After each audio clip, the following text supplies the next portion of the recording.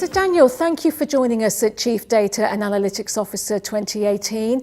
Could I start with asking you a little bit of background about yourself and what you do at Yellowfin?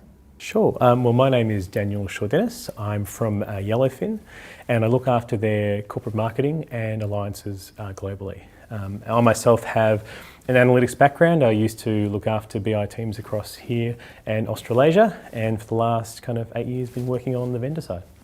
Now that we're into February, could you tell us what the key things are within data analytics that we might see come to the forefront from the rest of this year? Well, I think this year in particular, we're going to see a lot of vendors come out with their take on, augmented analytics, kind of machine learning and AI. And that's going to, I think, make a massive difference in terms of adoption of analytics throughout organisations. What would you say are and have been the biggest barriers within data analytics so far to date? I think the biggest challenges lie in skills. So skills to interpret data, skills in terms of training and enabling, particularly the wider business across an enterprise, to actually understand what they have and utilise it as much as they can. And that also then puts another kind of strain on the teams that are kind of responsible for that from a time perspective to kind of get things done. What are the primary objectives for your data analytics strategy into the coming year?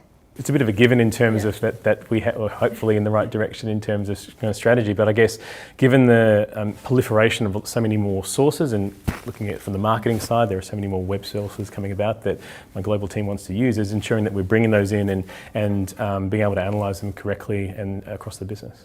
What do you think are the key thing or things that have revolutionised the data analytics industry to date? I think with the emergence, probably in the last kind of 10 years of some of this kind of self-service kind of vendors, that's really helped push analytics to the forefront. My family know what I do now as opposed to working in IT, which is quite a nice difference. So things like that have helped kind of bring it, I think, into the limelight. But right now there's such a proliferation of analytics across sectors, across industries, that it's becoming a norm that you have to have some analytics on basically what you're doing, which is great. How do you think that the data analytics landscape will change over the coming years, and what are your predictions for data analytics into the next, say, year, 2 years, or even 2020 and beyond? Yeah, so some of those kind of machine learning and AI technologies I spoke about, I think that's going to be the biggest game changer. But I mean, not just trying to use a grandiose word, but it's actually going to make it easy and accessible. So if it's more accessible to the wider audience, it's going to get adopted and it's going to get used more. So I think that's going to be the biggest difference, and it's going to happen fairly soon because a lot of vendors already brought this to market. And I think in the next 1 to 2 years, you're going to see the impact of that on a larger scale.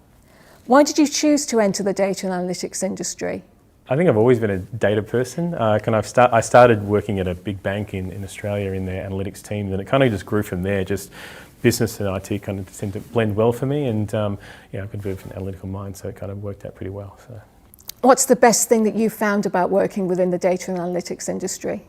Look, it's just using it to understand what happened definitively. I think I quite enjoy it because there's a lot of speculation and gut feeling and things like that. But actually, surfacing that and using the power of data to go, look, this is why, this is the how, this is the strategy you can build on that is pretty rewarding, and seeing people using that to its full extent. If you were granted one wish to change something in the data analytics industry, what would that wish be? Probably I'd want more people to really understand the power of what it can do. Because I think that, once again, there's a lot of reliance on gut and things like that, but if people can understand the power of analytics, and it'll help get it to kind of further adoption. What has been your toughest lesson within data analytics to date?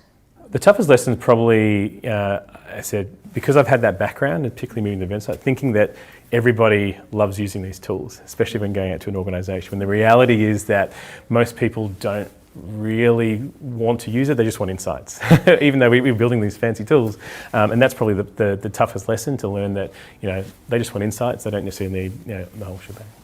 Why did you decide to speak at Chief Data Analytics Officer UK? Yeah, so we've been a sponsor of these events across different parts of Asia Pac and the US, and for me as well, it's a really great audience, a good technical audience, and we can get into the nuts and bolts about what are they doing, how are they doing it, and have really good conversations around that. And that's kind of driven us here to not only sponsor, but speak where we've got a contribution to give. How important to you are events like this, and how important is it, do you think, to bring the data and analytics community together? Yeah, I mean, that community side of things is something that we're pushing quite a lot now, because I think that there is such a good community, but it's still niche in a lot of regards. But wanting to build that up, and as I kind of mentioned earlier, see the power of what analytics can bring is really important. And as I said, talking to like-minded technical people is a great way to kind of spread the word.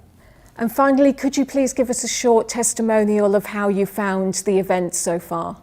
We've been involved with these events across the world, and we're doing it again, so there's obviously a good reason for that.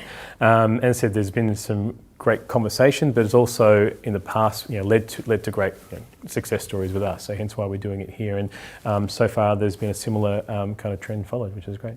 Dan, it's been a pleasure to talk to you today. Thank you so much for answering our questions, and I hope you enjoy the rest of the event. No problem. Thanks.